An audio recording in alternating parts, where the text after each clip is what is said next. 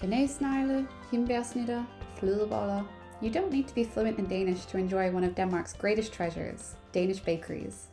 It's hard to walk more than a few meters here in Copenhagen before hitting yet another bakery, but which one is the best? What should you order?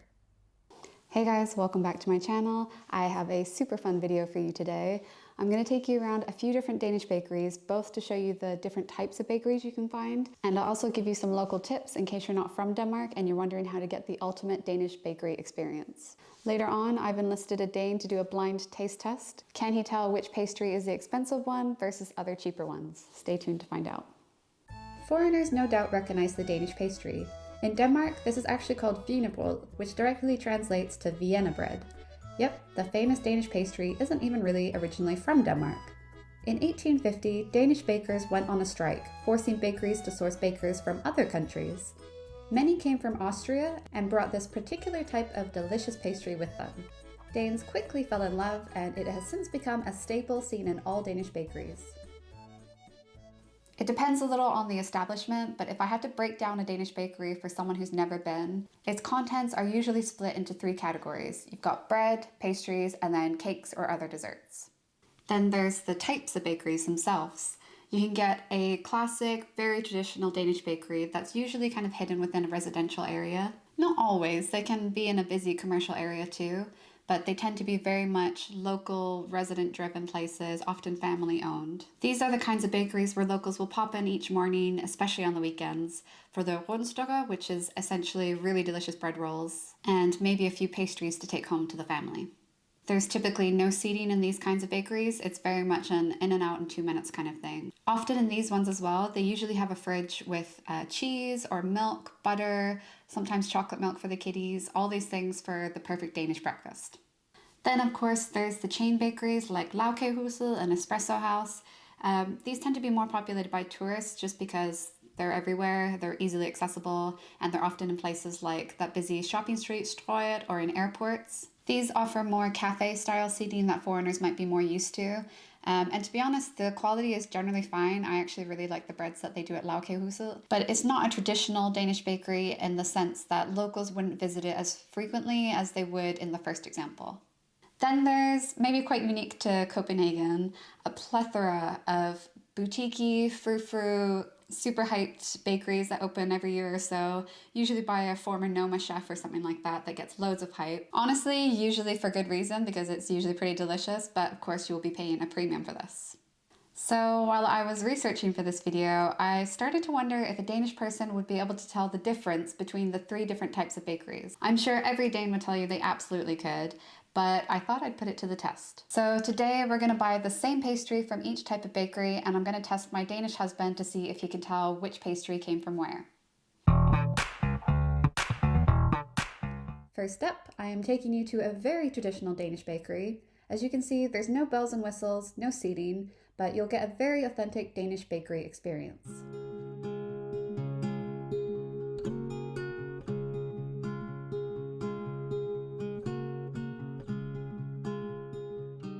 So I just decided for the test to go with a basic Danish pastry, or as close to it as I can get, because that's something that you'll get in every single Danish bakery. So now let's go on to the chain bakery. As you can see, this is much more like a Starbucks kind of experience, with the seating and the prepped sandwiches and so on. Not to say the baked goods selection isn't Danish, but it's just obviously a much different experience than the last bakery. So I think people come here for different reasons than they would a more traditional bakery.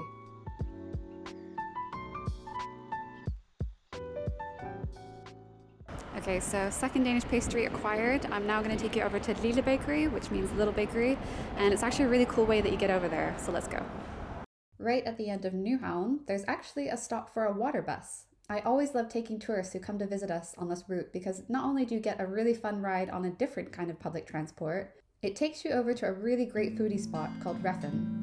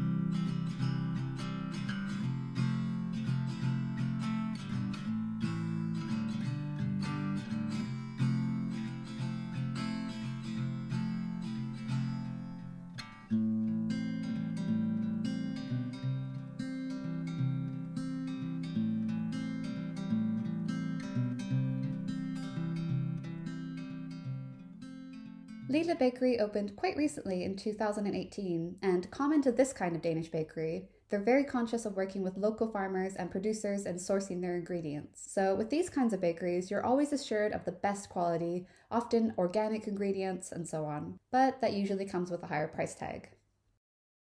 So before we do the test, I wanted to add in one more curveball for my husband. I'm going to add a pastry from a local supermarket to see if you can catch which one it is. So I've stopped by Bilka, which is one of the large supermarket chains here in Denmark. Usually most supermarkets, even the smaller express ones, will have some kind of area for baked goods. The quality, from my experience, isn't always great, so let's see if my husband can pick up on it.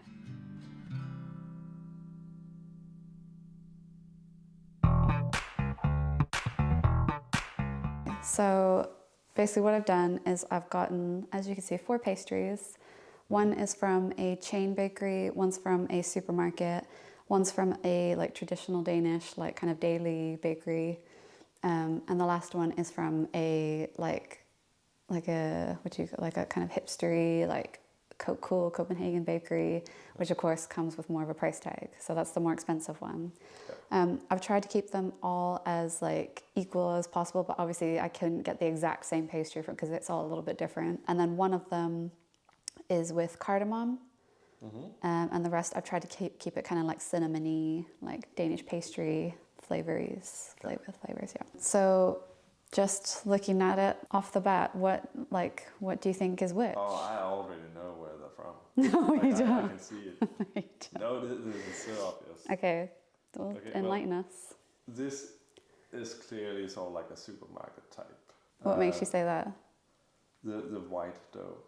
Okay. The size of it, because supermarket, they've gone for something that's big. It's too it's not all the other ones. You can see that it's layered. Like an actual proper pastry, proper pastry. Okay. Dough, right? All right. What about the other ones? One just seems like a bun. Okay. This is probably the classic bakery. Mm-hmm. And this is the hipster. And that is what you had. You had too many. Yeah, I can't remember all the places. The chain one. So think Lagkagehuset, Espresso House, things like that. Oh no, that might swap these two then. Okay. Yeah, I don't know. Why don't you taste them and then you can see maybe that might sway you a little bit. Because that one also seems it could be from a chain. Because it seems a little bit I don't know, dried out. So your impression of chain bakeries is that you're gonna kind of get a dried out pastry? Yeah, not always. You can definitely get a good. You can get lucky. But you also got staff that works in there that doesn't. They're not bakers. They do not give a fuck. Yeah. All right. Think of the children. They could not get a flying hoot.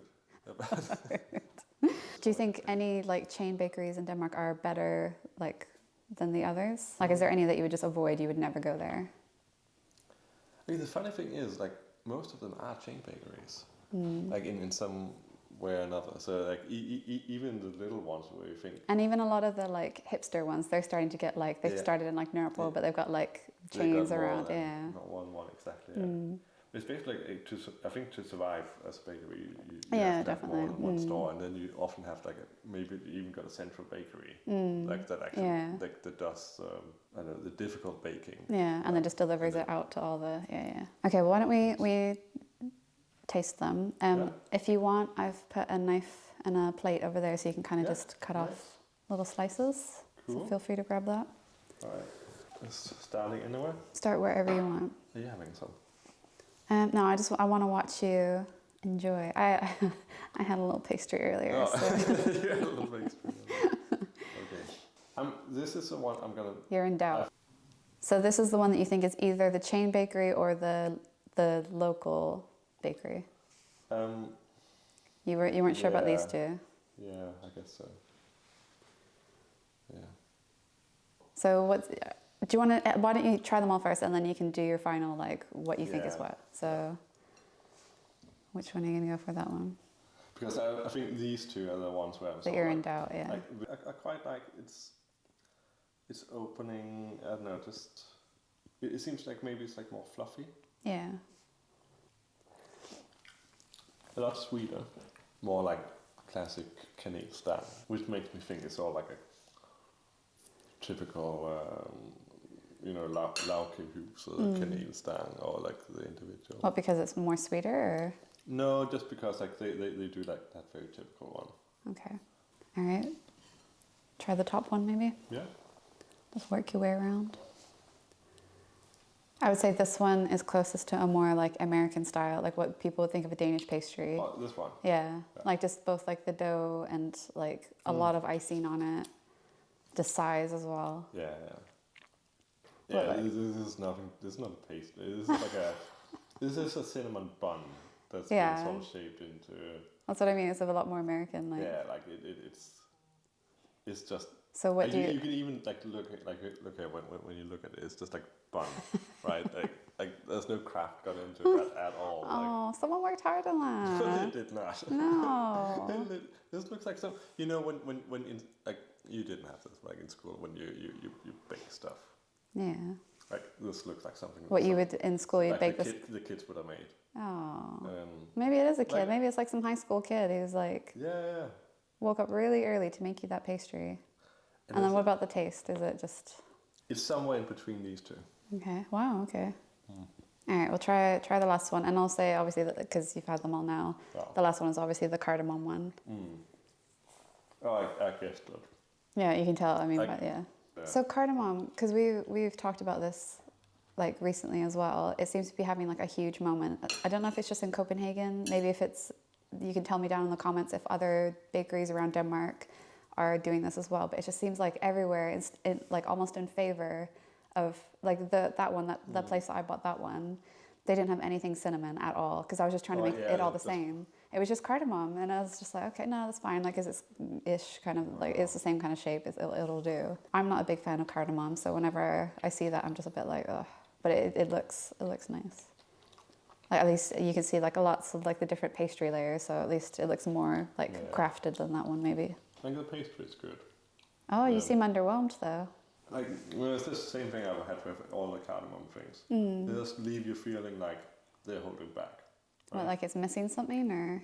Yeah, it's like you've gone to a party and you find out the food is vegan and the drinks are non-alcoholic.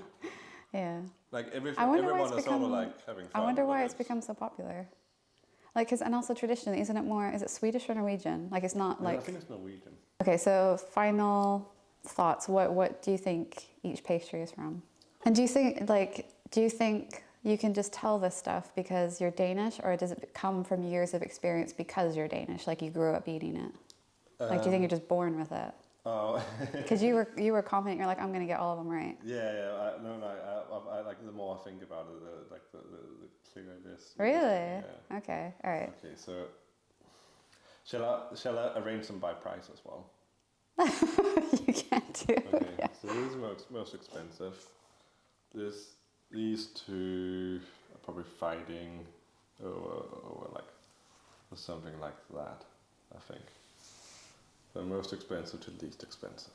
Okay, and then what shop is which bakery is each one from? This is like Bilka type thing, or similar.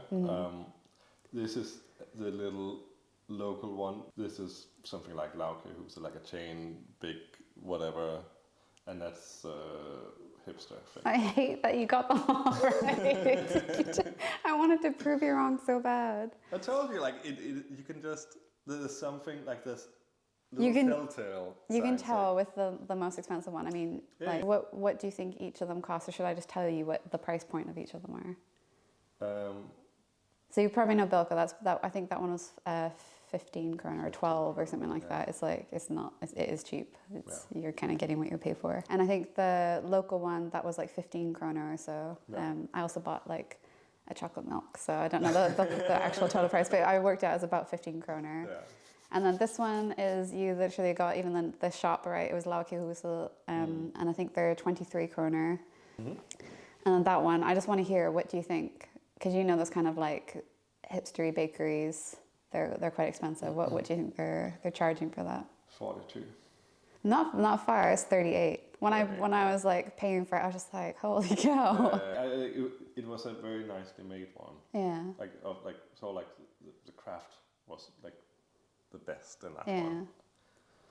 It was more just like for pastry and like something, I don't know, for it to feel less healthy. Despite it having lots of sugar in, and probably being like consisting mostly of butter. Yeah. It's just, I don't know. You wouldn't order it again? No, I wouldn't order it again. Yeah. That was fun to do. Yeah, definitely, yeah. I'm just going to do like a little like close-up of, unless you have anything else you want to... Oh, sorry, I shouldn't start eating more of them. Not yet. Let me just do like a little, hang on, and then you can. I was about to like take a picture. No. So I hope you enjoyed that fun little test and a look inside some of Copenhagen's bakeries. If you're a tourist coming to town and you're wanting to know which is the best bakery, well, to be honest, I think you'll probably be impressed with anyone that you walk into, because I think the standards here in Denmark are just so high. But hopefully from this video you'll have learned about the different types of bakeries, so you can kind of decide for yourself which ones you'd like to try and visit. As usual, I'll include some specific recommendations down below in the episode description, including the oldest bakery in Copenhagen, which is super cute and very much worth a visit. A little extra tip is that you might have noticed some of the bakery shop signs have little crowns on top of them. This means that that bakery is like royally approved by the Queen herself, so you know that it will be very high quality and usually very well established. But don't discount a bakery just because it doesn't have that. A lot of the newer, more hipstery ones that I told you about won't have that yet, but they're still very much worth a visit. It's just more if you were curious about why some had those little crowns and why some don't. Another thing, I'm sure that every native Copenhagener has their favorite bakery that they insist is the best ever. So if you're coming to the city and you're overwhelmed or confused about where to go, just ask a Dane and they will point you in the right direction. And for my final tip, as a visitor to the city or a newcomer, if you've just moved over here and you have no idea where to start, what to order, what all these Danish words mean, a really good idea is to download the 𝗘𝗩𝗘𝗥𝗬𝗧𝗛𝗏 app. If you don't have the app in your country, it's essentially a anti-food waste app. So a lot of the local restaurants and bakeries, they'll sell off all the products they didn't manage to sell throughout the day. So it's all fresh. And you'll just get this big mystery bag, usually for quite a low cost, it will be completely random each and every day. In the app, you can see a little map of all the places that are close to you, as well as what time slots you can pick up their grab bags. So as well as fighting food waste, it's a really great way of just getting a random selection of lots of different pastries, maybe pastries you've never tried before, so you can try a few different things at a low cost to see which you like best. Of course, there's no guarantee what you'll get in your bag, so just keep that in mind, particularly if you have any food allergies or intolerances. Danes, let me know down in the comments if I've missed anything, or share what your favorite bakery is, or maybe what you'd recommend to someone coming to Denmark for the first time, like what should they order. Thanks so much for watching, I'll see you next time.